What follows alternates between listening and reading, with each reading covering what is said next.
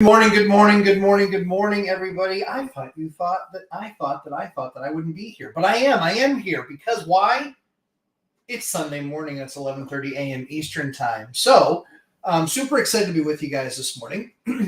Absolutely fantastic time last night in the boot camp, as always. If you're wondering why I look a little bit disheveled, well, we went late to the boot camp last night. We started at about, oh my goodness, we started at 8:45. Because I promised my son that I would watch the first period with him and see how long he could make it.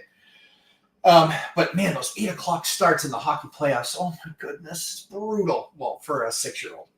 But watched that and then did 3 hours and 30 minutes on the boot camp. We ended after midnight.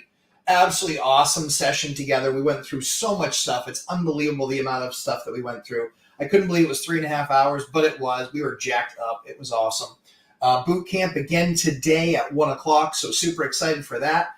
Got hairs cut, so I was ready to go. I always get a haircut when I have a canceled appointment because that's the only way that I get them in. So I had a canceled appointment on Friday, and hence this.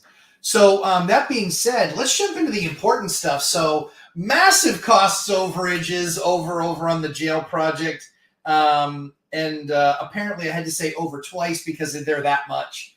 But one of the things that's always really interesting is, and this is what I always talk to people about so often, is really kind of staying in your lane, you know? And so for me, I'm not a developer. I'm a rehabber. That's what I do. I don't develop ground up stuff, but I'm always wanting to learn. Now I'm kind of advanced enough in my investing career that I want to get better, that I want to do some more different stuff. This project is the largest rehab that we've ever done. It's over 8,000 square feet. So we've done, I'm trying to think, we've done 3,000, we've done 4,000. We've done about half of that size, but we've not done it to the degree that we're having to do this one because we're essentially having to do all new plumbing lines. It's about as close to real construction as you get because it's a shell.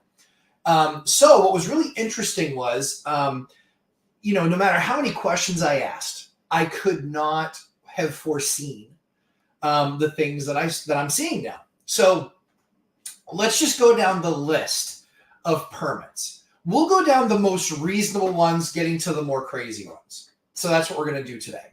So I don't know if we're actually going to edit this video, but if we do decide to edit this video, you're going to see a list right over there, over that shoulder. So as we're going through the list of permits, so the one thing I expected to get was a building permit. Obviously, not a whole lot of mystery there. I know that I'm having to do this massive $1 million rehab of this project. In fact, I probably need to add that to the title. But it's $1 million rehab. So we're doing this $1 million rehab, and in doing this $1 million rehab on a jail, no less, I have to get a building permit. So that's understandable. It took months to get through the process with the city council members and the city itself and review of the plans and yada, yada, yada. Meanwhile, keep in mind I said review of the plans. That's a very important topic for later on in this discussion. So as we're going through this process, we're having to pull all these permits. I kid you not, I spent the last 48 hours in emergency mode. Not joking, emergency mode. And that's crazy to think that you're ever gonna be in an emergency mode when you have $1 million rehab project and it's just one building. It's only 8 units. It's not that big of a deal. Really isn't. And so I agree with you, Hyder. Full guts are absolutely, sorry, I have peripheral vision. The full guts are better, but that's what we're dealing with here. We're dealing with a full gut. We're all the way down to the brick. So we have 1 foot thick brick walls. Boom, this big. I'm going to do something on site there this week. I tried to do a couple of this last week, but it was brutal because, man, they were using compressors and saws, and it was a construction site, shockingly. So let's jump into the permits. Again, list, boom, it's going to be right over here on the shoulder. So here's what's really interesting. First one, building permit. Okay, to be expected. We're still finalizing all the numbers on what's called the mechanical quotes. Mechanical is all the stuff that you would imagine. It's all the heating systems, all the plumbing. It's all of that work that's associated with that. We're still finalizing that. We're still finalizing the electrical proposal. We've worked with a couple of vendors. We're pretty far down with another one. And so, yeah, kind of like my chances there. So we'll see kind of what happens with that. But in going down that path, so we only really are ready for just the framing stuff. As you guys know, we're resheeting all the floors, as you see in the pictures. They were a bunch of really broken ass floors. They were all the 1930s floors, and they're all this, old wood that was put down and then was absolutely abused when they were ripping up all the sheeting that was on top of it because it had asbestos in it. So they felt it was better to just rip up the floor and clean that way than it was to scrape up what was there. What ends up happening is a lot of times there is asbestos in what's called the mastic, which is basically the glue that's used. Over time, that can actually soak into the board, so then there's really no way to actually get it completely clean. Crazy, right? Bet you didn't know that. That's why you guys come to the Lumberjack Landlord, because we use stuff that no one else does. So, especially while rehabbing these ancient buildings. So that being said, we're looking at this process and we're kind of going through these steps. It's absolutely crazy. And we're resheeting every single floor. So all floors are going to have 3/4 inch thick Advantech flooring. We glue it and we screw it. I'm kidding. We don't screw it. We actually use nails because that's the best way to do those types of floors. So we're actually all nailed in, glued down. And so all the floors are now resheeted. You'll see some updates on the Instagram later on today. What's really cool is that now we're starting the metal stud process. We can go wood stud, we can go metal stud, but metal studs, quite frankly, it's a better solution. Certainly in these applications, these commercial type of applications, it actually speeds things up drastically for a number of the different parties. So anyway, to that end, we basically pull our framing permit. Our framing permit, we actually put in there total for $150,000. We know it's not going to be that expensive, but we also know because we're doing the entire project, we can actually show, hey, this is what the final was. So we basically are just going to add on the next permit and then just do a cost differential. So let's say the framing permit and the sheeting permit's $150,000. It's $9 per thousand in this state. $9 per thousand. Everyone wants to do some quick math. It was $1,350 for that permit. $1,350 for the permit, right? That's the first one. So $1,350 for that permit. That's based on $150,000. The next phase of the project, if that brings us to 200 or 250, let's say it's 250, and the framing only ends up being 100, then I'll actually only have to pay the delta. So I'm not overpaying for the permit, but I wanted to get going, and we didn't have a hard number because we had to see after we started putting stuff down. We had to see what adjustments might need to be made, and I want to be accurate because I want to make sure the town gets all of its money for the permit, and that I don't want to be short. Rather be over than be under. So, to that end, we get to the second permit. The second permit is a permit for a sign. One of the things that we want to do is we want to be very public about what we're doing with this project. We want to tell the community, hey, this is what's coming. We're so super excited to have you as part of it, because we are. We want to use all local vendors because it's for the community, in the community, of the community. I think I've heard that somewhere before. But this is the awesome opportunity that it gives us. We want to advertise the vendors that are working with us. We believe that there's value there for us.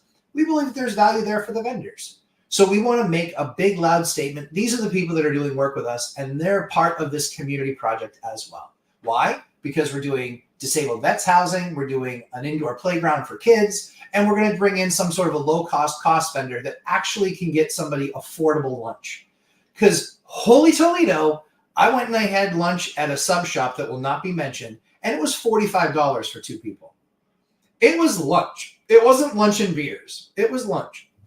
So, excuse me. Absolutely awful. And so as we look at that sort of stuff, we're looking at a permit. Kid you not, it's a permit. A permit to put up a 4x8 sign so we can advertise the people that are our partners on this project. So we're actually putting up their logos in sticker form. We're putting up their logos in sticker form, and we're putting it right on the board and basically just thanking them for being part of the project, because I think it's important that we all work together and that that the community knows who's helped us with this project. So we're doing that, and that was a permit. Yep, a permit. $50. Now, is it the $50 that bothers me? No, it's more the permit that bothers me. Having to have a permit to put up a sign on a building that I own, on land that I own. Honestly. So that was the second permit. The third permit, and this is where it starts to get a little bit wonky. This permit, suffice to say, bothered me. This one started to really bother me. And I'm saving the worst one for last. Actually, I don't know which one the worst one is, but they're all pretty bad. These I expect, and they're standard, so it's whatever. It's good. I know that there's the pay to play, and this is what you got to do because you got to keep the city people employed so they can be there to take care of the next thing that needs to be taken care of. So the next permit was actually called a sideway obstruction permit. Yes, you heard it correctly. It's a sideway obstruction permit. Now, there are sidewalks on the other side of the road. Yep, there are. There's a bunch of parking spaces in front of the building. Yep, there are. And we're nowhere near those. It's actually like a 20-foot sidewalk. The sidewalk is massive.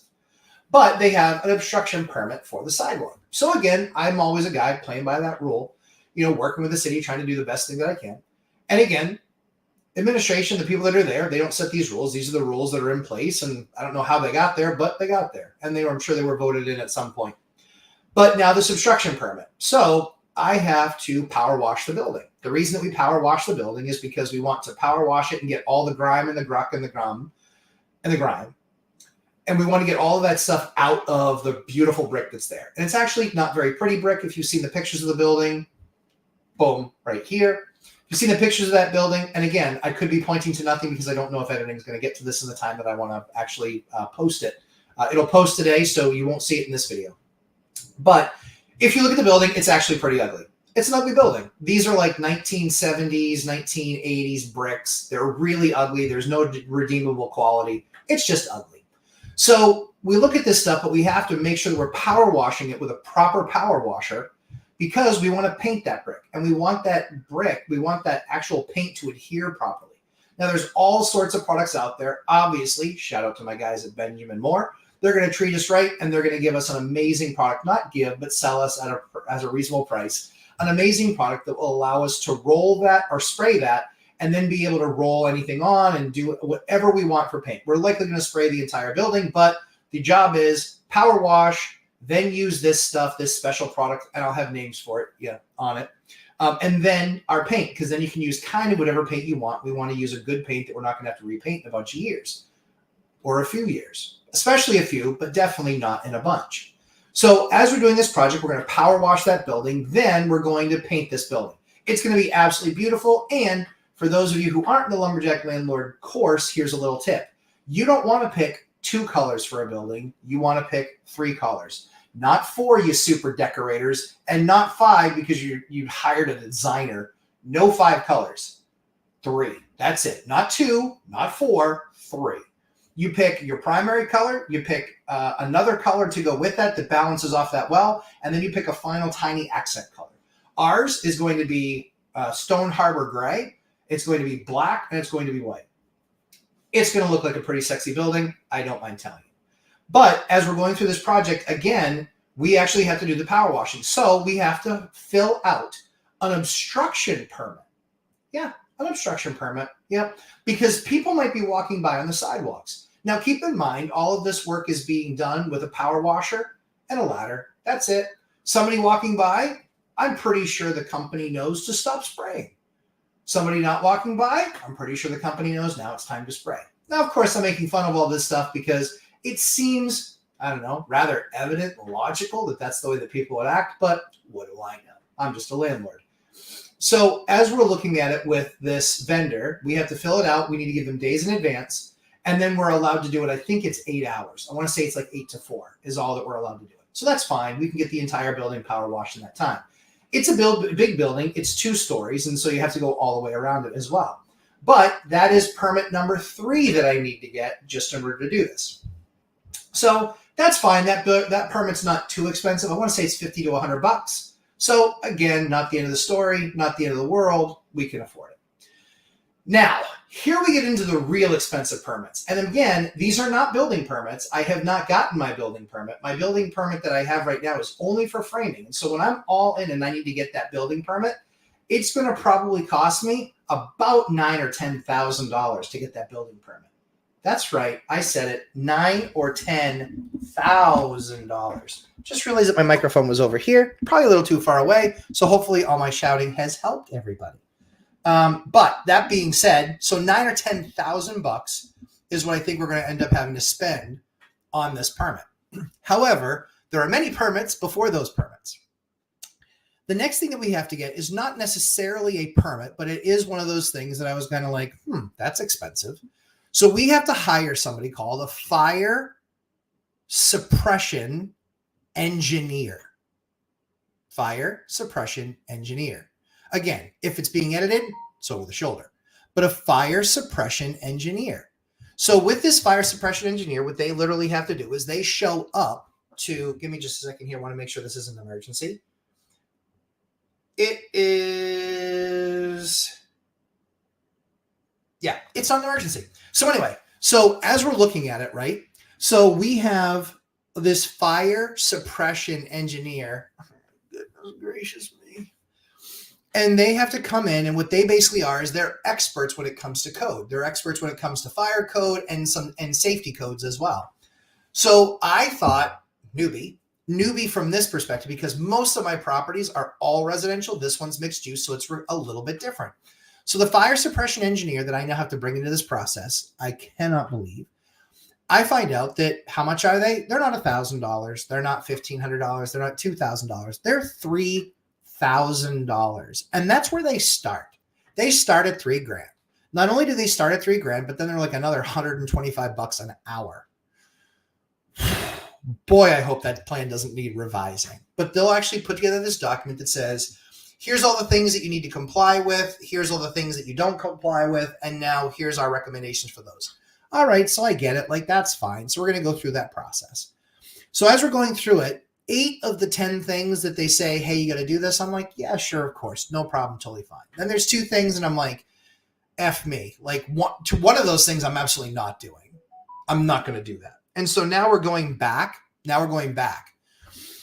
Oh, so once I get that report in 2 weeks, then I have to go back to the city, and then I have to say, all right, guys, hey, great news. I'm going to do all 8 of these things. And then these 2 things we just have to talk about because we need a better solution.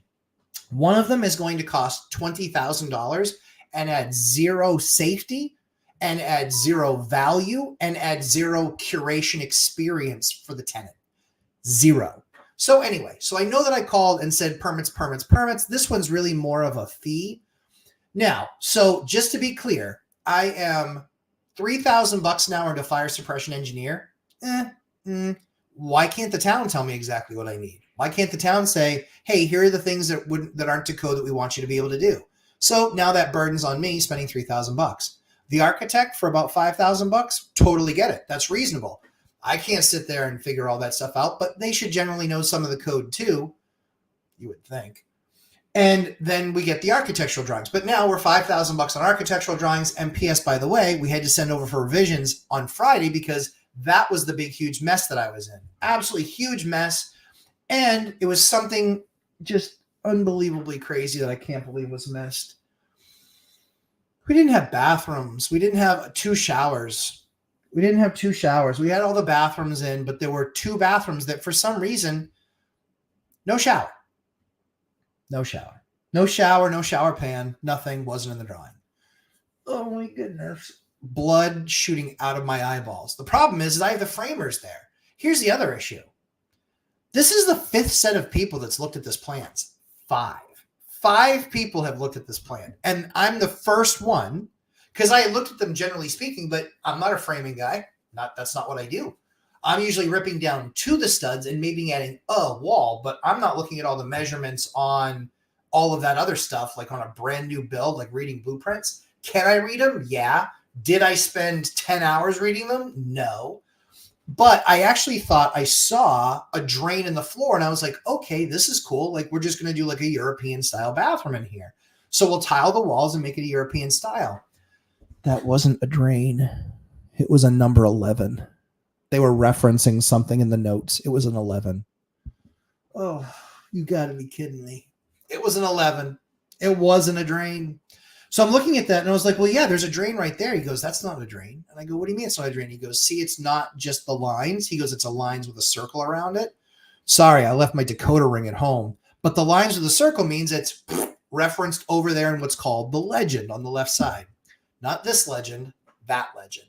So I'm going over and I'm checking out the legend. So then I look at the legend and I'm like, unbelievable. It's number 11. That's a door. Oh, hell. So I'm in crazy mode because I'm reaching out to everybody and their brother, trying to get a hold of people and get a hold of the architect. Architect's awesome. And he's just like, oh yeah, I see that. Yep. Oh yeah, that was missed. That was missed. Okay. Super cool guy. Guess what? It's a Saturday. He actually still gets me the drawing updated. Awesome dude. Thanks again. So we're there, but now we're looking at it and they're like, oh, well, we want to do we want to keep some of the brick aesthetic? Sometimes yes, sometimes no. The problem is that I need to get an outlet on those walls. They can only be short walls because you need to be able to put an outlet. I think it's every 12 feet, if I'm not mistaken. Maybe it's 8 feet, depending on the room. And then you can figure breaks in the walls and things like that, blah, blah, blah. So that becomes a little bit of a challenge is now I have to put outlets and things like that on the wall. I don't want something goofy and sticking out and sitting on top of the wall. That's going to look dumb. So I actually have to add walls some places. But again, let's get back to the course. It is $5,000 plus additional expenses for my architect. It is $3,000 for this fire suppression engineer. It was $10,000 in legal fees to even get this thing heard before the city and all the permits and all that stuff filled out, or excuse me, all the documents filled out. So then we could meet about it at a city council meeting and then a subsequent city council meeting. Then it was, different fees, but that was $10,000. And so $3,000, I'm $5,000, I'm $10,000. Yeah. Plus, I'm now the other permits in there. I'm $1,500 or $1,300 on my $1,350. I'm on my framing permit. I'm $50 for my first obstruction permit, $50 for my second obstruction permit, and I'm going to need like 3 or 4 more obstruction permits through the course of the project, which means I'm going to add another couple $100 in permits for obstruction on a sidewalk. Then I got my sign permit for another $50. So for anybody that's not doing the math on their own, I just gave you all the numbers. Maybe it's totaled right there. Maybe it's not. But either way, those are the numbers so far. Here is the craziest permit of them all. This is the one that literally broke my brain and completely confused. So the funny thing is that, these, what's the right word? Other developers in the area, I get it what they go through, but they're building something ground up. They're not leveraging the existing building. They're not doing it in an opportunity zone. They're not doing it to give back to the community. They're doing it for purely, I'm building a building, and so it's all a revenue producing entity, and let's just print money. So I get it. I mean, I get charging fees like that, but there's something that's called an impact fee. And in this city, an impact fee is when you add a bedroom. Do you know what the fee for adding a bedroom in the city is? A fee. It's a one-time fee. And this is so they can then charge me for the rest of my life. They can charge me for the rest of my life for water and sewer there, which is again based on use, but then there's a bunch of fees that also go along with it. So I'm signing up for water and sewer for the rest of my life. It's a downtown property. I don't have any other options, so I'm definitely locked in. But they charge a fee per bedroom to add bedrooms. Well, if you do the math, I'm 4 2-bedroom units, then I'm 2 ADA units, which are 1 bedroom each. So we have 10 bedrooms. Then we have the commercial space and then a second commercial space. And that commercial space then is also feed as well. So I then go into the office and I'm like, okay, sure, sounds good. Let's have a conversation. And we're going through it and blah, blah, blah. And I get the invoice. The invoice was for $24,000. $24,000.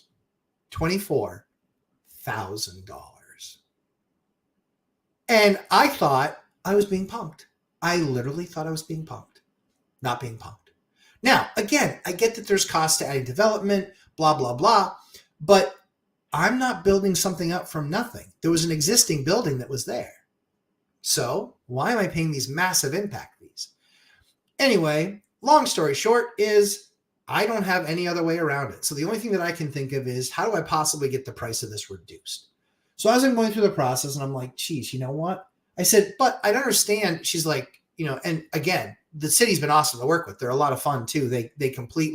I literally wore to a meeting on Friday at the city hall. I wore my shirt that says, sarcasm is how I hug. And I said, you guys have all experienced this. I'm sarcastic. but I think it's because this needs to be at least a little bit fun. So they were great people, super awesome to work with. And I would hate being in her job because she has to tell crazy people like me those insane numbers. She didn't set the numbers, so yelling at her is not going to do any good. So as I get the number, I'm just like, okay, that seems absolutely clinically insane to me. So it's $24,000, and this is for an impact fee. This is a fee. So it's basically another permit fee. So for those of you who are keeping track, I'm now absolutely I'm hovering right around $45,000 in fees and permits. 45 grand. And this is to bring back in a building that's been abandoned for 2 decades. I'm bringing a building back that's serving no use to the community whatsoever. I'm bringing it back. And it's $24,000 for this one. And then it's and then all in, I'm like $45,000 in fees. Not doing well mentally. Not doing well mentally with this at all. This breaks me. Anyway, so I am basically, about $45,000 into permits and fees, and I'm not done yet. I know that I've got at least $10,000 more worth of permits and fees that I'm going to have to do, at least. So I'm probably $55,000. That's legitimately over 5% of my budget is in permits and fees. And we ain't seen nothing yet because guess what? When the building was what the building was, they didn't have a sprinkler system. Well, now I have to put in a sprinkler system, hence the fire suppression engineer in their report. So now I have to put in, and yes, you're right, Frank, at least I'm not in California. I would never do this in California. But now, because it would take 2 years, at least in my case, I've gotten this all through the process in a few months. But now we're in a position where I have to add a separate water line, minimum of 4 inches big, this big, a 4-inch line that's dedicated to the sprinkler system. Here's the issue. As a municipal building, this building had no sprinkler system. There was nothing in there. There was no sprinkler system whatsoever. So I got a good giggle out of the fact that, hey, it was good enough for the great people that work for the city. But now that people that don't work for the city, we actually want to take care of them. We want a really expensive sprinkler system. Okay. So now we're doing the really expensive sprinkler system, which again, safety, I'm good with that. That's fine. But I find out that I have to put a 4-inch line in to do this. Well, what does that 4-inch line cost? You guessed it. You got to hire a contractor. They have to be a bonded contractor. They have to do all this work with the city, blah, blah, blah. They have to show a plan, this, that, and the other. They're doing all this stuff. And where does that then leave us? Where that then leaves us is we're going to have to pull another permit. So we're going to have to pull a water sewer permit now.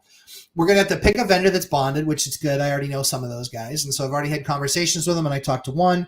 And basically I'm staring down the barrel of a $12,000 to $17,000 bill. 12 to 17 grand to put in a water line for a fire suppression system that in the previous 80 years of the building, 84 years or so, wasn't actually even needed or even thought of. Now, when it was turned into a municipal building, it wasn't needed then either. So now still have to do some fire suppression system. A little bit bummed, but I get it. We want safety. And so obviously the crazy thing for me, and it's not like I don't want people to be safe. Obviously I do. But I kid you not, there is not any point in that building where somebody is more than 25 feet away from a window or a door. There's nothing in that building where they're not 25 feet away from a window or a door. The furthest point anywhere, they're 25 feet from a window or a door. So that's the part that bums me out a little bit is I'm kind of like, well, I think that there's just a little bit of common sense that has to play. I mean, within 25 feet of a window or a door, as soon as you smell smoke, you're bolting, right? And you're 25 feet to any window or a door from any position you are in the building. But these are the rules, and you want to play the game, got to play by the rules, all except for Hyder. And so where we stand now is, we're now $45,000 into this, 45 grand. Just permits. I'm going to need another. I don't know how much that permit's going to be. I want to say that permit's going to be $2,000 or $3,000. And then you get to pay for a bigger meter on that as well. Love it. Love it. And so we're probably going to be $55,000 to $60,000 on the good old permit meter, permit and fee. So kind of getting a case of the twingies But it is what it is. So that's where we're at. So right now we're at about $45,000 in fees and permits. I expect we'll get to $55,000 in fees and permits, maybe even more, sadly. And we're going to be getting that work started and getting on these guys' calendars to actually get that 4-inch main put in there.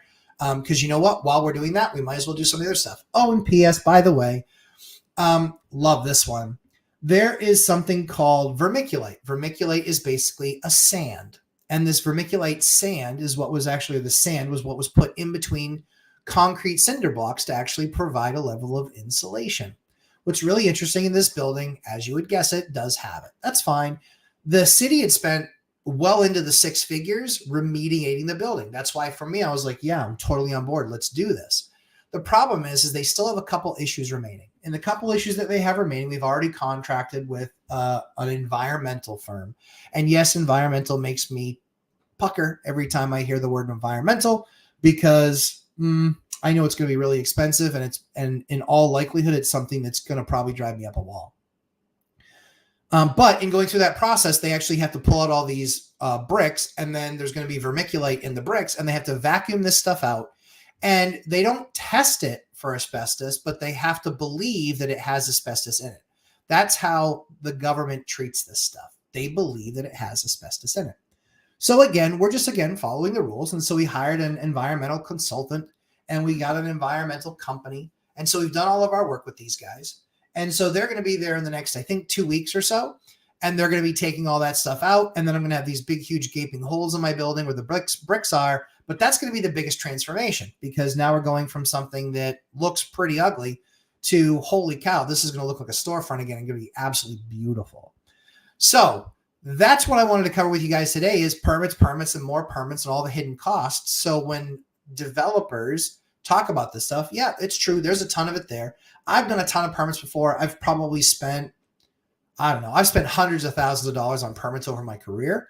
Just this one has a bunch more unique permits to it that normally I'm kind of like, that's not interesting. So anyway, with all that being said, let's jump to the top and say our hellos and get going on this thing. Let's see. Old Guy REI. There's Frank Contreras. Good to have you here, my friend. You guys, check out his channel. He was awesome last night when we were talking about some tile floors. This guy's tile extraordinaire. Fire and Ice, good morning. Richard Gamino, good morning. Same. Hyder, good morning. Master Operator students, thank you very much, Yoder. I appreciate that. It was a great class last night. Had a lot of fun, but we always do. Fire and Ice, boot camp at 1, too old to pass 9 p.m. I completely get it. That's why I let everybody know. I was like, hey, I want to make sure you guys all know we're going to have to start at 8:45 because I made a promise to my son. And so totally expected some people to bail for today. It's all good. That's why we have the 2 options. BuzzTune, good morning, Mikey. Happy to see you. All-nighter hider. Competing lives today. Oh, yes, sir, it does. CJ, what's up, my friend? Techie home investor. I think that's what it says. I can't really read it here. Let's see if we blow it up here. I can't read what your logo says, but that's okay. Check out CJ's new channel. He actually he was in the Lumberjack Landlord course. He is an alumnus, and he just did a kitchen with the cabinets that we offer to only our Lumberjack Landlord boot camp students, because we're not in that business. What we want to do is we want to help out young investors with doing their kitchens, and we can do it at cost. I'm sure he'll show on his channel. I'm sure he'll show the boxes on his channel and what his kitchen looks like, the befores and afters. I'm kind of counting on it because I can't wait to see the befores. I didn't see the befores before. But yeah, that's something we do. So congratulations on getting all those boxes installed, CJ. Now I'm just waiting to see what the butcher block with the epoxy looks like. Sean and Wendy, guys, amazing. Good morning, guys. Thank you for the breakfast. I appreciate that. Josh Coster, how are you, good sir? I saw your email. I had my emergency this weekend, and so you're actually on my list for tomorrow. All-nighter hider. Sometimes full guts are easier than just tying into a bunch of old stuff. Permits do suck. Yeah, they do. See, this was the problem. There we go. Here, how about that? Sorry, that was just annoying the daylights out of me. Yeah, permits suck. But you know what? I don't necessarily mind the permits, like especially in New Hampshire. We don't have an income tax. We don't have a sales tax. And so I really don't mind the permit per se. The ones that bother me are like the silly ones. Those are the ones that kind of bother me, because now I just feel like there's a lot doing for something that really is important. And it's like, I much rather, if we're not doing it right, I much rather have you give me a ticket. That's kind of how I feel about some of those. Fire and ice. Will you be doing any aesthetic exposed brick? Maybe. Haven't really decided yet. The biggest problem that we have with the exposed brick is that we have to have outlets. We have to have outlets, and to be able to mount an outlet on a wall with brick, it just doesn't look right. And so I'd like to have some exposed brick, but largely speaking, probably not a whole lot. I don't think. Yeah, I don't think so. We might go systematically through it and just say, yeah, we're not going to sheetrock that wall, or we're not going to sheetrock that wall, or let's rip out some of these studs right here and just bookend it in. We might do some of that stuff, but I don't know that we're going to do that stuff, full bore. Corby Carter. Hey, Corby Carter. Morning Misfits. Actively searching for an owner financing property in OKC. I love it. While continuing to do the work. Love that. The Yoder asbestos. Thank God you're not in New York. If it would have cost you about $500,000 just for that abatement. Well, the good news is that's why you have the cities do the abatement. Very often when cities own a building and they're trying to sell the building, very often they need to do the abatement. Otherwise, they have to sign off on a million disclosures. So they have to get all that stuff tested anyway. Then they have to sign off on the disclosures, and then they have somewhat of an inherent risk as they carry that transfer over to the next owner. So it's smart. It's smart for cities. They can get grants. Very often a private investor can't get the kind of grants that they can get. So it was good. They went through a 3 or 4 year process, getting all the grants, doing all the abatement. I've been watching this building forever. So the fact that I finally own it, I'm just couldn't be more elated. And now we just have to have it make a huge difference in the community. Key, good morning. How are you, sir? Another alumnus, Robert Farinelli, a double alumnus of the Lumberjack Landlord Program. It was awesome. We got to see his project last night and talk about what the best layout for the room was, how we best maximize the space, colors, all of that stuff. So absolutely love doing that in my boot camp. That's what the purpose of the boot camp is. And so we can teach you stuff. It's so you can also get some mentorship, work with other fellow investors, hear what other things that they're doing with their same types of projects, but then also get somebody like me to weigh in who's done, 100 of these things. So good to see you, Robert. Anna K, good morning. Good morning, Anna K. Robert Farinelli, don't worry, Matt. I just found a live wire buried in blown cellulose. Oh, my goodness. And because the wiring is a hack job mess, going to have to cut it while live. There you go. That's what I'm saying. That is crazy stuff. Ned Talks. What's up, everyone? Go up. What's up, Ned? I know you have messages into me. Sorry, I've been battling with this on fire issue. If something ever requires more steps, generally easy to just blame lawyers that have either been elected or not. That deserves going on the screen. Thank you, Ned, and I agree. Flavio, good morning, sir.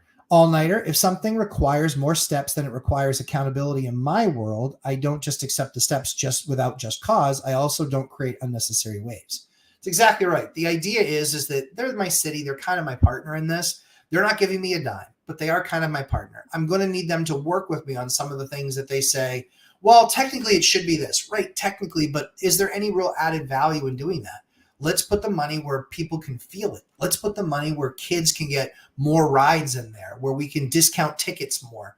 The point of this is that there is no community center in this community where kids can go and get this type of experience. There's some playgrounds and stuff, but I got news for you. 8 months out of the year, playgrounds around here aren't really a thing that makes a whole lot of sense. So if we can have this, then this is going to be far more usable more months out of the year than anything else. So that's what I'm most excited about. Good morning, Laura. Always good to see you. All-nighter hider. Not this legend, that legend. Thanks for the shout out. Brian Beck, good morning. Another course alumnus. Good to see you here. Don Church. Don, good morning, Matt. Your feelings on trees over the property line. Offer accepted on a new 2-unit. Congratulations, Don. That's great news. Let's put this one. Let's highlight this one. We love wins. So offer accepted on a new 2-unit, and the neighbor's trees are hanging over my roof, filling gutters. Oof. Can I cut that? Can I cut the straight up? So yeah, you can. But here's what I do typically with trees. I'm actually reaching out to my neighbor and I'm just saying, hey, just wanted to follow up with you. Needed to figure out something because your trees branches are coming over to my property. Wanted to make sure, wanted to try and work something out where you guys could get that trimmed back. And wanted to make sure that you knew that I was happy to give whoever was going to trim it back access to my side, because I'm sure that's going to be a whole lot easier. And if they basically tell you to pound sand, they're like, yeah, we're not going to pay for that, or we're not going to participate in that. Well, then I just go down to the city and I just make sure with them that they know that I'm going to do something. You ask them if you need to pull a permit to do it, but let them know that all of these things are encroaching on your property and you need to cut them down. And so that's one of the things that I actually have done. So I go and I talk to I say actually because I've done a lot of stuff, but I've not done everything. So I actually have gone to neighbors before, said that I've gotten both receptions. One is, sure, we're happy to split the cost with you. Another is, we're not paying a dime. And then I go down to the town and I'm like, okay, well, then let's have this more of a conversation. And, usually that works. But yeah, that's what I would do. I would try and have a conversation with the neighbor first. Then I would have a conversation with the city. And then that way the city at least knows what I'm doing.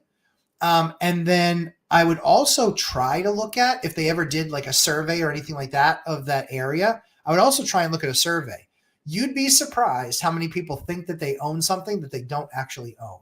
So is it possible that tree's on their land? It's possible. Is it possible it's on your land? It's possible. And then if it's on your land, then guess what? Now you get to have an even better conversation, which is you don't want that tree there in all likelihood, and certainly not filling up your gutters and, quite frankly, creating moss and lichen and things like that on your roof. Don't want that. You don't want squirrels jumping off of it and onto the roof and then looking for a way in the house. Nope. Not on all of the above. So yeah, that's the plan. That's what I would do. Ronald Drain. I don't know what that is, but it's cool. Welcome to commercial real estate development. I've been fighting these battles for 25 years. Best of luck. Thank you. I appreciate that very much. Usually we're working with the same code enforcement people.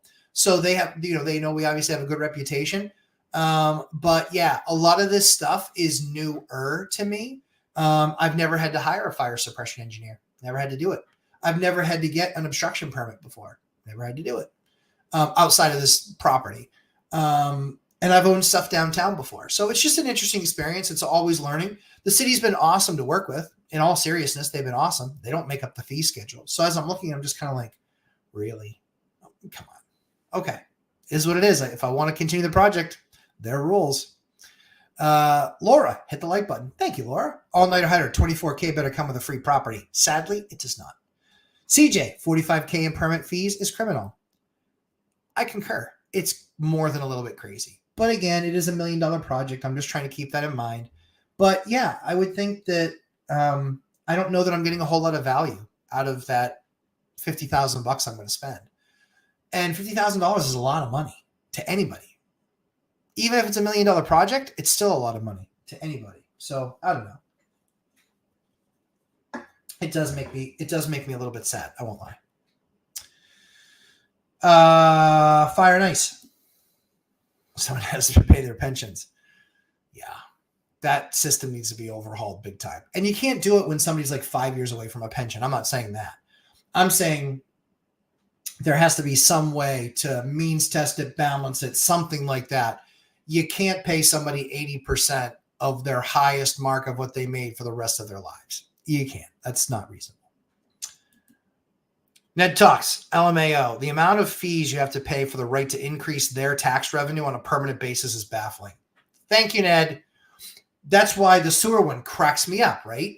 Like, we're going down the path. I'm paying this massive impact fee. I'm paying you $24,000. And the reason I'm paying you $24,000 is so I can get hooked on your water and sewer system now that you're going to bill me the daylights out of for the rest of my life. Yeah, that's a little bit. That's a little bit. Old area guy, well said. At least I'm not in California. Couldn't do it. You're a better man than I, Frank, but we know this. Senya, sorry, just joining. Good afternoon, everybody. Good afternoon, Senya. Good to have you here. And I know why you guys were late, and it's okay. Northwest Summit, let's give those guys a plug. Northwest Summit, Christian Osgood multifamily strategy. Check that stuff out. There's going to be a big, huge event. I know that Dion's speaking there, Zub's speaking there, Millennial Mike is speaking there. Who else? Christian speaking there, multifamily strategy. So that's awesome. I've looked at their speakers, and I'd say many of them are spectacular. The Yoder. Thank goodness you aren't in New York. All that gave me a headache. I know, right? It's a lot. Sam Farho, good morning, sir. Good to have you here. Give yourself a raise. Hey, Lumberjack. I try to give myself a raise, but right now I ain't getting paid. I get paid at the very end, otherwise known as owning your own business. Ned Talks, ugh. I have had tenants hang paintings or art on bricks and crack things and bust up mortar. Yep. Seems like a cool finish for a place you own, but I don't know about a rental. See, that's the thing is I do love this stuff. It looks absolutely freaking spectacular. But yeah, that's kind of how I'm feeling on this. Honestly, that's kind of how I'm feeling on this. I really don't think I want to. I really don't think I want to. I love it. I love the way it looks, but yeah. We got it in 1850 brick house fire and ice. We got it in 1850 brick house and ran racer track for electrical, opened up ceiling and spray painted the beam. So it was Historia Industrial. Yeah. Fire separation of units, they're telling me, is a very difficult and real thing. And to get that fire separation, there's a lot of stuff we're going to have to do. So want to do it, probably won't do it, but I'm probably going to just tighten things up and make it look new. If there is no structural changes being done during the rehab, is there a need to hire a licensed contractor? Oh, yes, always. Because in our state, we don't have licensed contractors. We don't have a license in our state. We believe that your track record and that your reputation is enough. And so if somebody has a bunch of lawsuits against you, and I mean, this is where in New Hampshire, let me just brag on my state a little bit. This is where I believe the smart people come to live. Smarter. Here's why. In our state, they don't grant a license. So people don't take for granted that the person is really good at what they do. They know what they're doing, et cetera, et cetera, et cetera. They don't believe that. So what do? They do an extra level of due diligence that in many other states, they're just like, the guy's licensed. I think it's going to work out.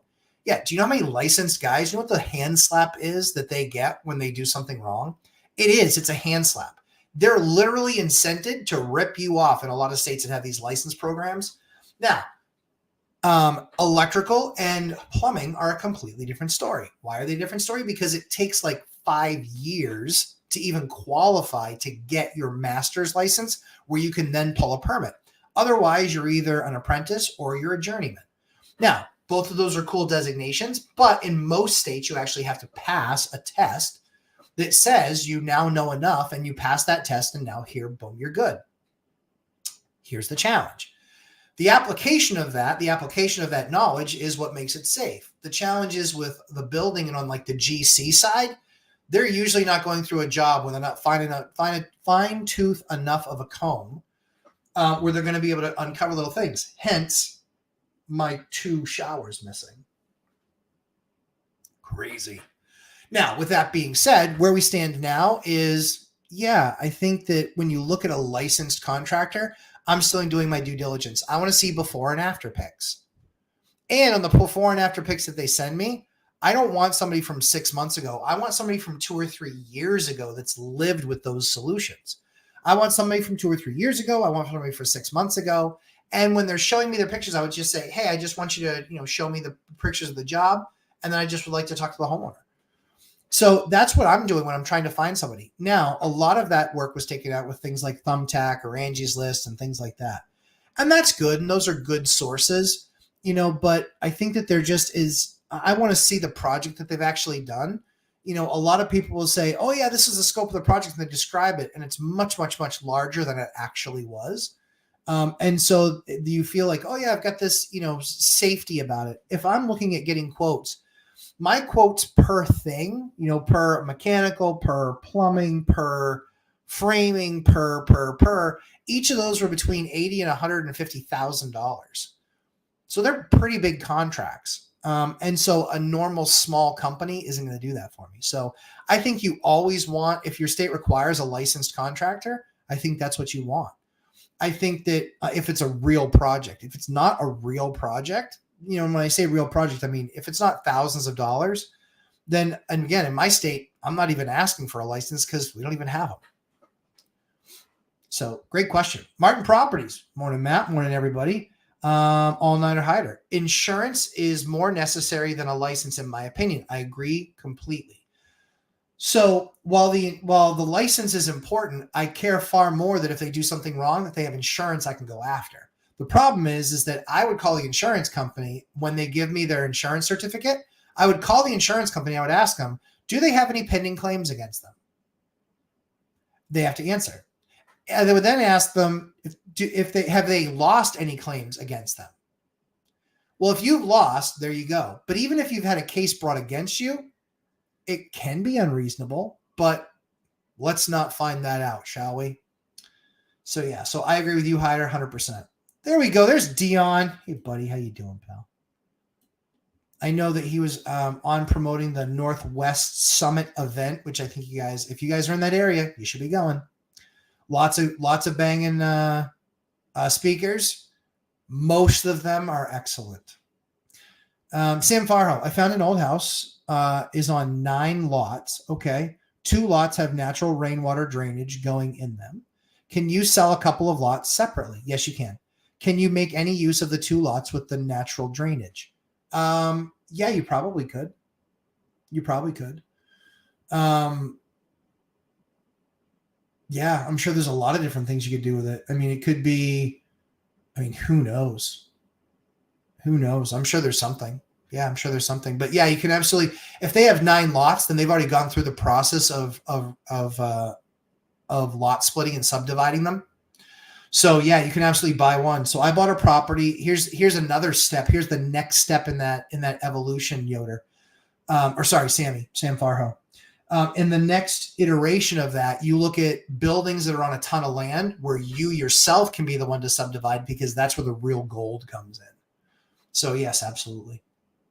What you want to know, Sam, is would they connect to city water and sewer? Do they need to have a well? Do they need to have a septic system? Because usually on septic, you're $12,000 to $18,000, and usually on a well, you're $15,000 to $25,000. So recognize that if you're not just, you're going to pay an impact fee connecting to the city water sewer anyway. But there's people with preferences on either side. Some people say, yeah, I want city water sewer. Other people say, no, I'd rather have well and septic system. Oscar, good morning. Good to see you. Richard Gamino made the jump successfully. I think so. We'll see. All-Nighter Hyder, welcome to everyone. Come over from the other live streams. Please hit the like button for that. Thank you very much, Hyder. I appreciate that. Good to have you guys here. CJ, Martin Properties. Thanks for the reminder, Hyder. Thank you, guys. CJ, I like having the comment on the screen while addressing it. Super helpful and slick. I'm happy to have the comment on the screen while I address it. I agree that it is super helpful and slick. This is what I'm telling all the other guys they need to come on to instead of being on the platform that they're on. It's pretty awesome. Sam Farho, can we say that county appraisals are usually the lowest? Yes, absolutely. Because they're not usually appraisals. They're usually called assessments. And so they have a model in place with what they do. And when they do that model, this is how they keep you on the track where your tax money that you pay every year goes up. They play games, surprisingly. Well, your taxes went down. No. My tax rate went down, but the assessed value went up. And so my property taxes are higher. Well, taxes this year went up, but the assessment went down. Doesn't matter. My taxes went up. Well, that's okay because your assessment went up, but your tax rate went down. Doesn't matter because my taxes still went up. See how they do that? They're always moving these things back and forth. And think of this as a ladder. Think of it more like this and less like this. So think of it more like this. So 1 year, tax rate goes up. The next year, the assessment goes up. The next year, the tax rate. The next year, the assessment. They do this back and forth. And what does that mean every single year? Your taxes are still going up, guys. And now, depending on the municipality that you live in, look at what their water taxes are. Look at what the water has cost. In the last 5 or 6 years, my water prices have doubled. Doubled. I have gotten no better infrastructure to work with. They have not improved anything at all. In fact, their bad billing is actually more prevalent now than it ever was. Story coming on that true soon. Excuse me, I got to sneeze. Not yet. So, it's crazy. God bless me. Yes. So Rob, okay, we need to go start a GoFundMe page to pay for gas to get Hyder back to Gary in September. That's good. Martin Properties. Okay, here we go. Before we painted the bricks on our fireplace, I had to remove these brick clamps with hooks on them. I imagine they were used to hang art as previous tenant was an artist. Left no damage. That's great. That's awesome. Yeah, that's fantastic too. I absolutely love that. All-nighter. We have a jail now, the El Cajon courthouse that was built with styrofoam. Oh yeah, core concrete. Guys were escaping, and now it's the courthouse. Big joke here in San Diego. Where were the permits? True story. It's exactly right. So I actually talked to a couple of the people involved in my project, and I said, I don't understand. This is a municipal building. Why would they accept this? There you go. He's like, because it was a municipal building. I was like, man, that is just nuts. Martin Properties, but the unit next door has drill holes in the brick. Yeah, those are tough, right? That's tough. I hate that. So anyway, yes. Strider, all nines. Hello from Las. Good to see you from Las. I got my GC license. There you go, old guy REI. And see, that's a good thing too.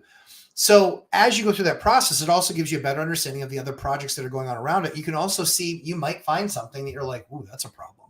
Well, you might not have known that was a problem if you were only a tradesman in one specific way. That does happen. So I love it when guys go get those licenses. What I'm saying most importantly is just because you have a license doesn't mean you're good at what you do. You can have a license and suck at it. You could also be not very good at what you do and have a YouTube channel. Anyway, Price and Pride, what's up? Wish the GC license required a test or certification. In many states, those licenses do not require a test. They do not require certification. What they do require is that you fill out an application and that you submit the application with a check. That's what many of them, and with proof of insurance, which again, doesn't mean that you actually know what you're doing. All-nighter hider. Rob, I'm flying next time. Good call. That fuel is more expensive, so fund away, please. True story. Old guy REI, when I got my license in California, said now I can build whatever I want. I love that. Boom. There we go. All-nighter hider. What a great trip. Call and question the insurance company about a prospective contractor. Absolutely. Absolutely. Yeah.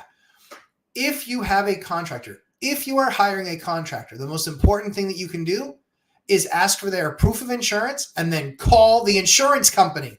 If they have any pending claims or if they've lost any claims, you want to know that because you know what can happen? What can actually happen is they could have lost a claim. They could have a pain claiming that then goes and they lose it. And then their insurance they can lose that claim and then their insurance can get pulled. Then it doesn't matter what happens at your place because they now no longer have insurance.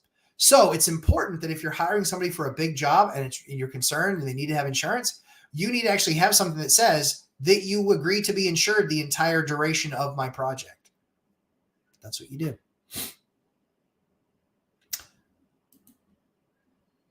Yes. Sorry. I just answered the question without that on the screen, but you got the question. You got the answer.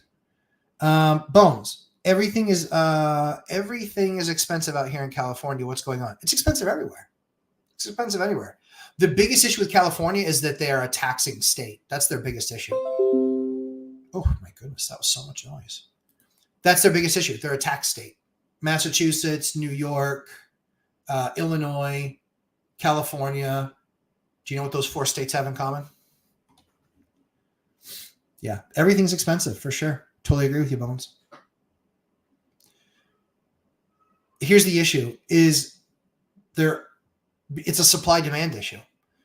It's still a supply-demand issue. There's going to continue to be an issue until there's a lot more supply that comes in the market. And that's why all these people, the Meredith Whitneys of the world, hey, in 30 years, it's going to be a real problem because guys are playing more video games. Or, hey, the silver tsunami. We've been waiting that for a decade. Here's the problem. People live longer and longer and longer. And all of these things have changed to now where they're handing their houses down to their kids. Guess what? Their kid doesn't have a house. Their kid doesn't have a house. Or their grandkid doesn't have a house. So they're becoming accidental landlords. So there's not this big, huge, massive supply coming on unless there's some major extinction event. Even when you saw this major extinction event and this major issue in the last few years, 7 million homes hit the market and they still sold. Whoops. Yep. So Sam, if the survey shows 9 lots, then yeah. The biggest thing you have to worry about there is access. access to those lots? Is there a practical way to get you access there? Because roads are very expensive. Robert Fidelli. Great question. What is the cost of septic well versus city water sewer? So it really truly depends. And the reason that it depends is I have seen designed systems. I've seen designed wells last 40 years and counting with very little maintenance. I've seen septic systems last. I had a house where the septic was put in 1971 when the house was built, and it was finally replaced in 2000 and when was it replaced? Like 2020 maybe.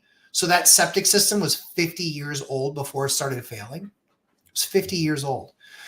So obviously from that perspective, by far the well and the septic was a far better value.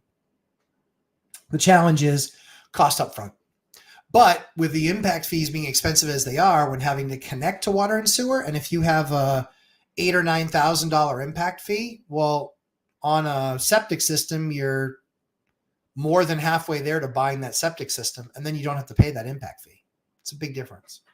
Depending on how your state does it, some still charge an impact fee even though you're not actually making an impact. Crazy that they would charge you for something that you're not even doing. It's amazing. Key, Matt, nice haircut. Thanks, Key. Got to go steam some milk. Good luck with the permit. Maybe it can be a government financing 24-month pay. Boy, yeah, that sure would be nice. I didn't see them offer any of that. Rude. All-nighter hider. Standards for thee, not for me. Counties everywhere. True story. Hey, Fern, welcome to the channel. I've not seen you here before, so excited to have you. The license does not exist in France since the end of the king in 1789. Causes of the French Revolution. There were hundreds of trades which required a license, even to make nails. Yes, nails.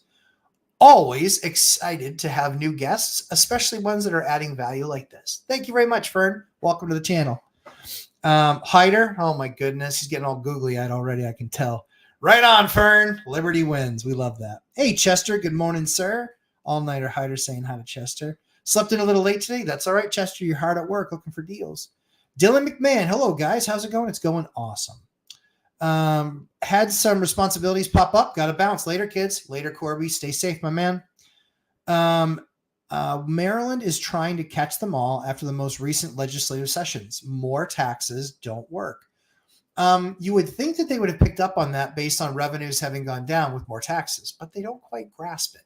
Because so long as people have the ability to move to more tax-friendly states, they will. And who is the most mobile of those groups? It's the rich people. Rich people are by far the most mobile. Apparently, Illinois hasn't figured that out. New York hasn't figured that out. Bunch of morons. Look at how many people are leaving those states in California, too. There's massive hedge funds that pay literally tens of millions of dollars a year in taxes. And they were like, yeah, we're not getting anything for it. We're out. Good for you guys. They bailed. Now, how does California's budget look this next year? I don't think it's going to look too good. Let's see. Dylan McMahon, would you care at all if one of the areas you liked only has like 10 multifamily properties? Nope. Wouldn't mind at all. Nope. Wouldn't mind at all. It means that they probably carry the same value as a house. So it wouldn't bother me a bit. Sam Farho, 5,000 square foot lot each. So a 5,000 square foot lot is about 0.1. What is that? 0.12. So it's an acre. Here's something useful that you probably don't need to know. An acre is about 44,000 square feet. So a 5,000 square foot lot is about 0.12 acres. Yeah, 0.1. Yeah, 0.11. Yeah, 0.1. No, 0.125. No, 0.2. 1.2. 0.2. 0.2. Yeah. See, easy for me to math. So it's about 0.2. No, it's not. 0.2 would be 11,000. No, it would be 8,000. Yeah.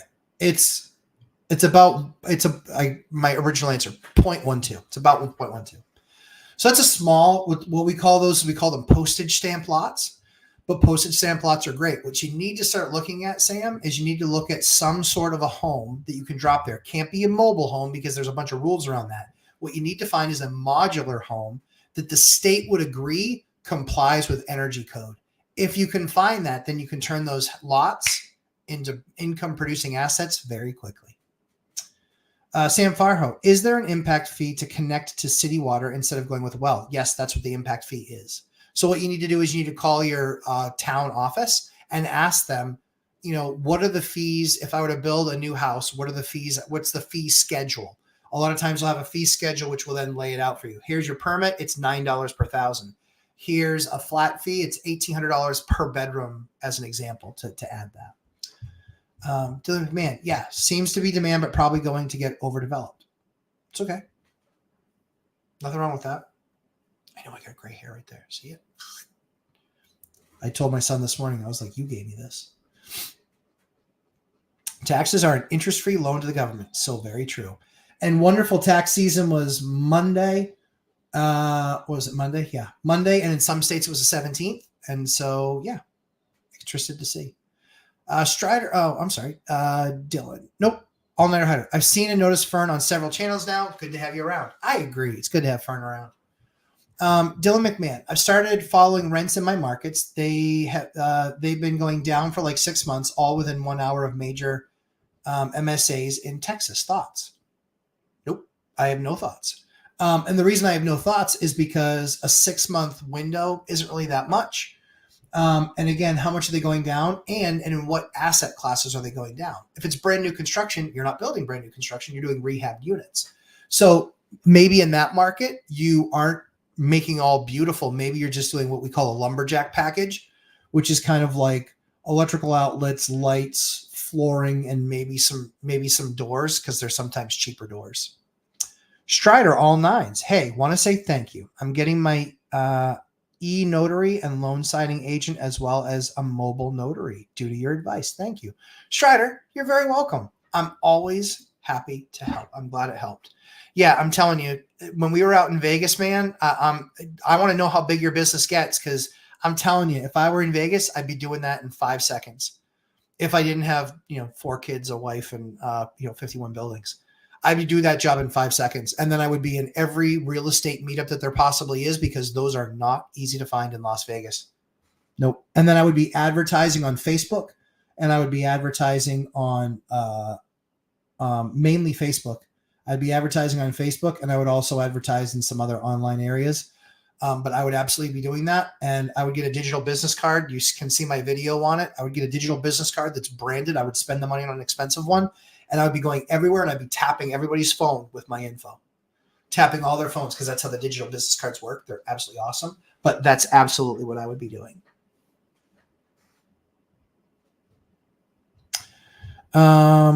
Rent going down, insurance going up. Sounds like some foreclosures coming. Nah, keep waiting, man. It ain't happening. Houses don't get foreclosed on because the insurance got too expensive, unless you're on like a coastal town. Even if insurance goes up 20 or 30%, right? Watch this. My insurance went up 30%. Okay, it went from $1,000 to $1,300. $300 a year ain't touching you. It's not. Just not. Even on some of the bigger buildings I've seen, 20-unit properties, their insurance goes up, $3,000 or $4,000 to 20-unit property. Do the math. We're talking about $150 a year, spread it over 12 months, right? You're talking about $12.50. It's nothing. $12.50. That's why the crash bros are idiots. That's why they're complete morons. They suck at math. And it's because they've never had to run a business before. They're just like, oh, you got another piece of paper I need to sign? Sure, you're cool. Hey, this is the stack of documents you need to sign. That's how all those guys are. They don't run businesses. They're not smart business people. They don't do math. They don't understand any of that stuff. So yeah, I mean, your options are, you can listen to a guy who couldn't make it as an underwriter in the commercial space, in my opinion. You got another guy, in my opinion, that, and based on what I've seen, is an out of work real estate agent and an out of work mortgage broker. Congratulations on being a double loser. And then the third thing that you have is you have a guy who couldn't make it as a real estate agent, actually did an interview on my channel, and was basically like dependent on his wife to make the ends meet. Dude, like, man up just a little, just for all of us. Otherwise you're going to lose your card. Because he's an out of work agent. Now what he does is talk about travesty and, oh my gosh, this is going to bankrupt this and bankrupt that. Still not happening. in isolated instances, businesses are going to go out of business because they're run by bad operators. That's the mistake that all these guys made. That's kind of the funny thing. So, all right, just need to check, make sure this isn't an emergency. Because when that phone goes off, you got to pay attention. Just the way that it goes.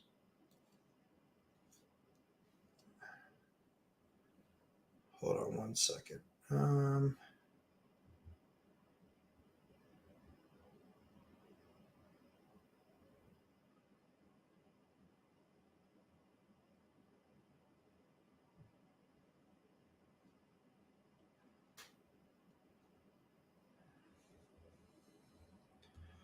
Oh, honestly, some of these ads coming in, honest to goodness. I had to handle that one because that was right from the agent, and I always want to make sure that I listen to my agent and get her the stuff that she needs in a timely manner.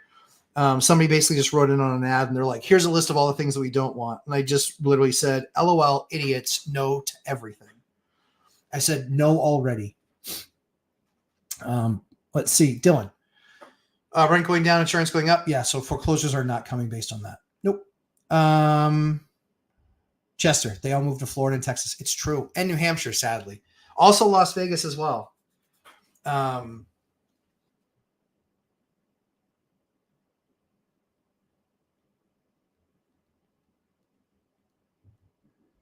So funny.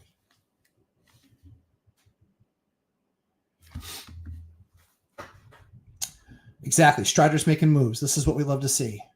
This is due to your experience in Las Vegas with a notary. I realize there's a definite need for a reliable and honest notary. A lot of folks are just trying to get all the money they can.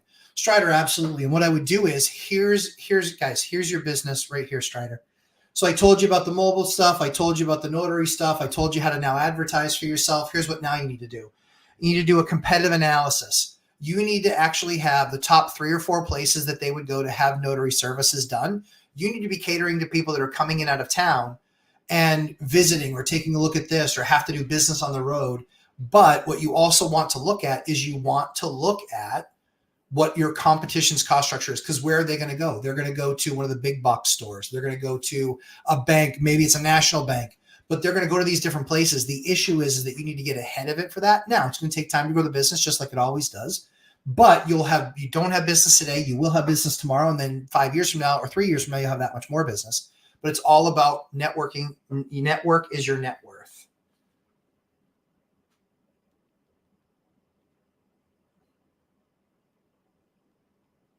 She knows that she knows that I have a show. She knows this.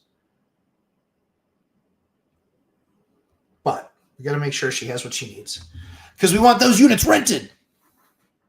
Sam Farho, the issue installing a septic on those small lots, not usually. The thing that you just have to look at is, so they always will have a design, but the challenge that you have with a 5,000 square foot lot is installing a well and a septic. That's usually the issue that you're going to have. So what you could do is that lot that gets a lot of water or whatever that is, or again, you'd have to have a developer take a look at it, but you could have one centralized well with just a high capacity well that services those 9.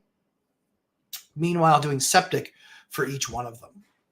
That's an option. Dylan McMahon, what's a franchise tax? No idea. Depends on how it's being used. Seems like all multifamily rents going down. Didn't look at a single family. I wouldn't look at single family anyway. I think it's a bad investment. Single families, people investing in them right now, a lot of them don't make a lot of sense. Look at Millennial Mike. Look at him and Gary. He's not buying singles anymore. He's buying all dupes, tries, and quads. Wonder where he heard that. Mike is awesome. He's a great investor. He's doing the work. But when we were talking about it, when he was out visiting, I was like, dude, small multi. That's where you need to be. And that's what he's doing. He's crushing because there's no difference. Section 8 doesn't pay less because it's in a multifamily. Unreal. Both building journey. Matt, spot on. The more who's you know only helps your deal flow. Guys, that's one of the reasons that we absolutely love the boot camp. There's a bunch of our boot campers that actually still talk to each other. They have an unofficial meetup group that Landlord Odyssey does and that Ned Talks does. Guys, there's a group out there after you finish the course. All these guys created community. They're learning stuff. They're seeing new things. They're seeing new trends. Their power of their network is 10 times greater than it was before they took the course. That's one of the reasons I want people in the boot camps is because you create better community there because you actually get to know 10, 15, 17 other investors, what they're doing, where they're doing that, what special things, what things they're seeing, what special ways they're getting over that. And you get to get their experiences for free as part of the boot camp. So yeah, big win. Look up. Love that. Let's see. Robert says, there is a reason why, even though I am inheriting a 70-acre oceanfront property in Maine, I want my primary residence in a state whose motto is live free or die. Truer words. If there's no properties in a market, and what I meant to say was true words have never been spoken. I didn't finish it. If there's no properties in a market with your unit mix, what do you do? What do you think about dividing price by square foot, getting average and using that for rents?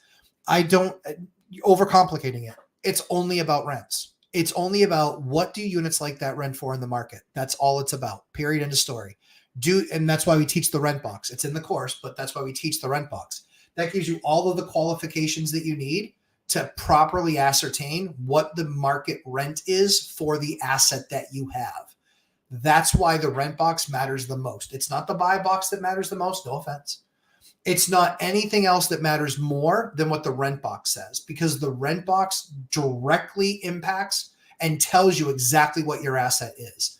Every other model equates to and allows for those assets to all be created equal. They are not equal. They are not equal.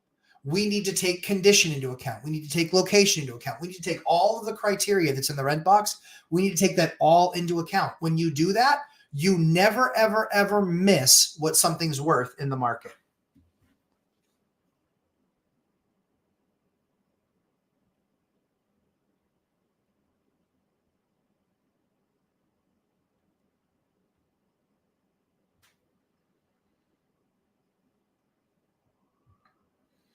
So crazy.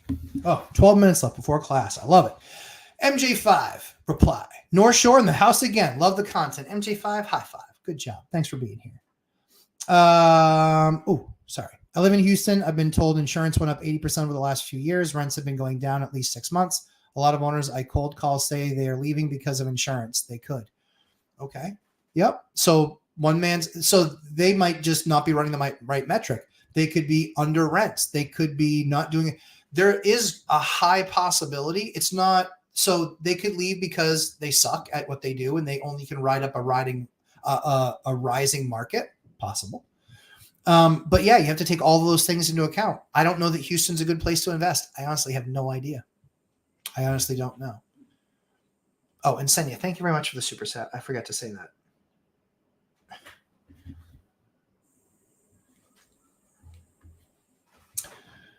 In Florida, insurance go up 100%, $3,000 to $6,000 location. Absolutely. Laura's hitting the nail right in the head. Insurance didn't just arbitrarily double. It went up based on where you are and what the risks are. So yeah, if there's people that are getting out of market based on so one of the things that was really interesting was I was talking to another investor and they're like, yeah, we don't understand. This thing's a honey of a deal.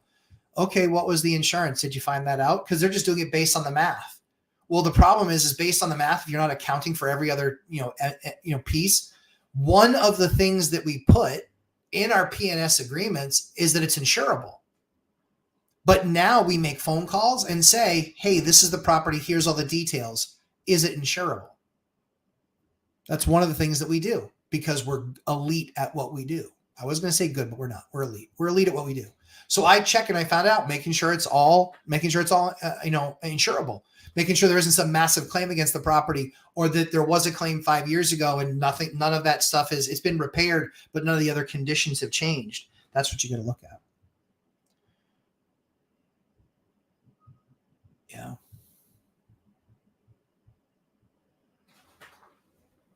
Exactly.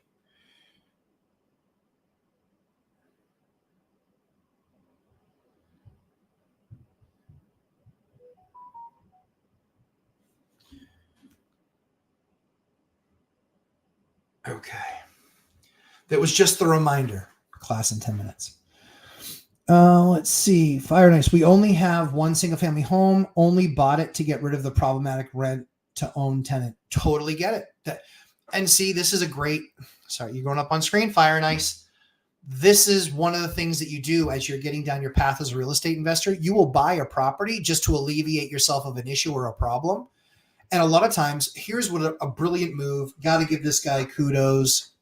Just a total power move. So property went up for sale. So he owns some property in a downtown area. Property went up for sale. Admittedly, it was overpriced. It was overpriced. It was absolutely overpriced by like probably $100,000, maybe even $200,000. Guy bought it. He didn't pay list price, but he got the down price a little bit, but then he bought it. The reason it was a baller move, he owned 2 lots across the street where now he's going to have enough parking to provide parking to that underpriced asset. You hear how I just said overpriced to underpriced? It went from overpriced to underpriced because now he has parking for all those tenants. Now he alleviated the number one objection to why people don't rent there. They're cool units. Brilliant move. Just baller, man. Just baller. He did it. I've only been able to do a deal like that maybe twice in my career, but this guy crushed it. He absolutely nailed this. He just nailed it. Well done.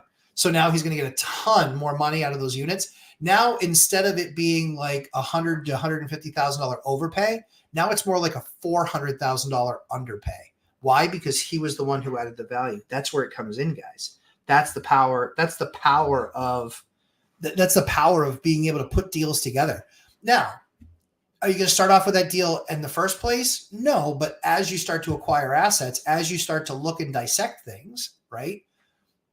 There's where you start to, that's what the course teaches, is how to create and find that value. Really key, really key. Every time Manchester release meeting, something happens. Someone from Mass is looking to house hack a 2 to 4 unit in southern New Hampshire. Every time the Manchester release meeting happens. Yeah. Oh, for sure. Yep. Always. Master Coach University. Not to mention the 10 to 40K of upside from what you learn in the boot camp. Master Coach University. Thank you very much for that. I appreciate the kudos. Guys, not joking. 10 to 40K upside, 1 boot camp. That's it. Just 1. And I know his assets. I know Jeff's assets. I know what those are going to be like in the next 3 years. He is absolutely positioned to make what was spent on the Lumberjack Landlord Bootcamp. It will be a rounding error. He will spend more money in celebration dinners in the next 3 years than he spent on the course. That's why That's why I have such conviction over what we teach there. Old REI guy. Leach field needs to be 100 feet from our well. That's very true. And so the challenge that you have is, what are the dimensions of that lot? Could be long and skinny, could be a rectangle, could be a square. Believe it or not, squares can be the worst. Believe it or not. Because I actually have a property where I have the septic towards the front and the well towards the back. I think in our state, I don't know that it needs to be 100. I think in our state, it might be 75. I think it might be 75 in our state. But yes, absolutely. That's correct. I don't think that's national. I think that's a local law. Yeah. Dylan, what if there's nothing like that asset? Then find a different market. Yep. Find a different market. Should I cold call on Sundays? I mean, depends on what you want your strategy to be. If you're not doing well on Monday through Friday, then try Sundays. So yeah. I keep on going until I find what works. That's why when you guys are taking the course, you're taking 23 years of my experience. You're getting all of it. You're getting all my experience for 23 years. And because I'm still doing it in this market, I'm not giving you some lesson from 23 years ago. I'm giving you, here's all the things that we've learned over those 23 years, and here's how we currently operate today. That's why you can't replace learning from an operator. You can't. And because I operate the business every single day, I can bring you stuff like this. Oh, there's my 5-minute warning. And again, so the do not call list. So that's, it depends. Usually in the lists that you can buy, a lot of times they are opt-in lists. So you just have to figure out what kind of list you have. Any tips for capital raising? Borrow from people that you know. That's the best tip I can give you. In the very beginning, you're going to pay a lot of money from an stranger because you haven't done anything yet. So yeah, you borrow from people that you know. And if you don't know any people, then you got to know more people. Yep. And then find the deals. And then maybe you wholesale the first few deals off, or you actually let them be the partner on a deal that you find. That's the best way to do it. Wealth Building Journey, Master Coach University, safety and peace violations are ground for eviction based on what your lease stipulates surrounding safety. It's very true. I'm sorry. I just missed this. Oh, how did I miss that? Weird. I missed it, then I hit it. We had a tenant get drunk and have a physical fight with her friend, 2 a.m. in our quadplex. Police called. She was arrested. I'm thinking just let them go month to month and see if they get worse. Yeah, I mean, if your lease should speak, thanks for the response there, Chester. That helps me jump off on the right foot. We have people like that, and we haven't renewed their lease, but in many states you don't have the ability to not renew a lease based on no cause. So that's where we have something that's very pertinent there. What you have to do, and what you should do is you should have something in your lease saying, noise related or adherence to the local laws or something like that. When you have something like that, here's the most important thing you can do. Cite them per your lease, post them, put a warning on their door saying, per this section of the lease, this is what we were informed of, and you are in violation of your lease. And see what language your lease says to then say, on a second time, that's a grounds for termination of lease, whatever language else says in there. We just put somebody on notice a second time. Now they're done. They're gone. And when we go to court, we'll refuse their rent money. When we go to court, they won't have a leg to stand on.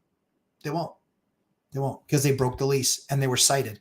You can't do it on the first go around very often. That can be a difficult case to win, but certainly on the second time, and if she's done something acting like the fool here, what's the biggest thing?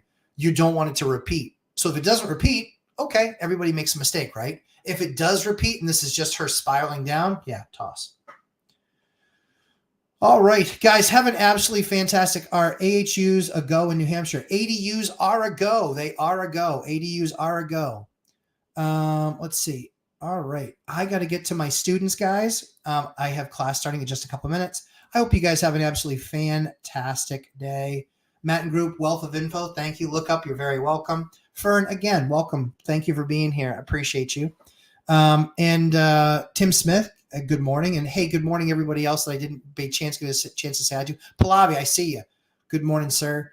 Guys, as always, Dylan, as always, Chester, as always, Laura, guys, thanks so much for attending. Appreciate you guys always. Have a fantastic week. I'm going to go get ready for my boot camp that I now have 1 minute to get ready for.